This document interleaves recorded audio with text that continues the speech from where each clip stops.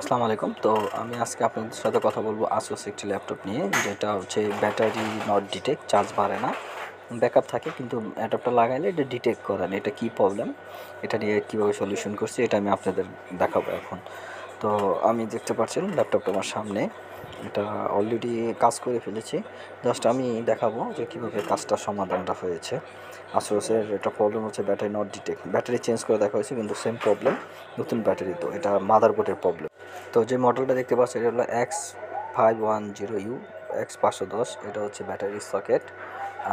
এটা হচ্ছে প্রথম তিনটা হচ্ছে প্রাইমারি ভোল্টেজ পজিটিভ, তারপরে সকেটগুলো হচ্ছে তো এগুলো চেক করে দেখলাম। তো এখান থেকে যে ভোল্টেজটা মিস ছিল, হ্যাঁ, এখান থেকে এখানে টেনে দিয়েছি। এটা হচ্ছে ডাটা ক্লক ভোল্টেজ, ডাটা এবং ক্লক ভোল্টেজ নিচ্ছিল। তো এখানে পুল আপ রেজিস্ট্যান্স থেকে ওখানে আমি ভোল্টেজটা নিচ্ছি। তো বোর্ড বিয়ারটা বের করে আমি আপনাদের দেখাই।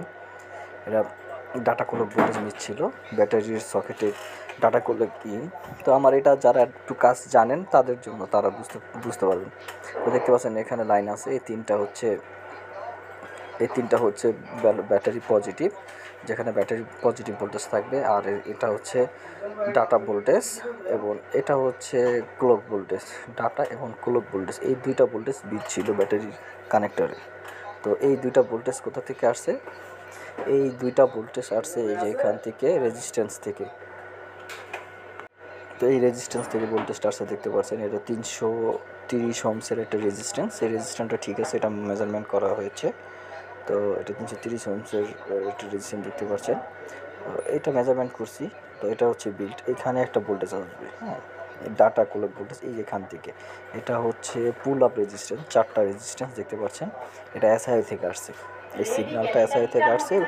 তো এসআই হচ্ছে মেজারমেন্টটা, সেটা ঠিক করছি।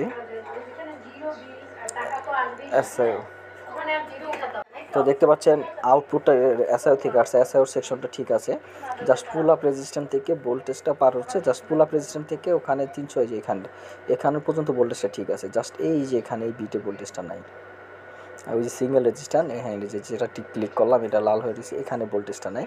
তো আমি কী করছি, এখান থেকে এখানে ভোল্টেজটা পুল আপ রেজিস্ট্যান্স থেকে, এই যে পুল আপ রেজিস্ট্যান্স থেকে এখান থেকে 4টা রেজিস্ট্যান্স দেখতে পাচ্ছেন, এখান থেকে ওই যে ওখানে সিঙ্গেল রেজিস্ট্যান্স, ওখানে আমি ভোল্টেজটা টেনে দিয়েছি 3.3। এখন আমি চলুন এটা ল্যাপটপটা এখন ফিটিং করব, যে ব্যাটারি ডিটেক্ট করে কিনা এবং ব্যাকআপ দেয় কিনা। তো দেখতে পাচ্ছেন আমি ল্যাপটপ ফিটিং করে ফেলছি এবং অলরেডি আমার ব্যাটারি চার্জিং বাড়তেছে 3%। আস্তে আস্তে চার্জ বাড়বে, একটু অপেক্ষা করি। একটু অপেক্ষা করলে বোঝা যাবে। আসলে এটা যারা শর্টকাট বুঝবে না, যারা একটু ল্যাপটপের কাজ বুঝেন, তাদের জন্য এটা খুবই ইম্পর্টেন্ট একটা ভিডিও ক্লাস, আমি জাস্ট শেয়ার করলাম। ল্যাপটপটা ওকে হয়েছে, যেন 4% ব্যাটারি ব্যাকআপ, তার মানে ল্যাপটপ ইস ওকে। তার মানে ব্যাটারির এটা ডাটা এবং ক্লক ভোল্টেজটা নিচ্ছিল, ডাটা ক্লক ভোল্টেজটা আমি কী করেছি, বাইপাস করে দিচ্ছি। তো ল্যাপটপ ইস রেডি। ধন্যবাদ সবাইকে, সাবস্ক্রাইব। তো দেখতে পাচ্ছেন, তো আমি ভালো করে দুইটা, এটা একটা ডাটা ভোল্টেজ, পাশেটা হচ্ছে ক্লক ভোল্টেজ।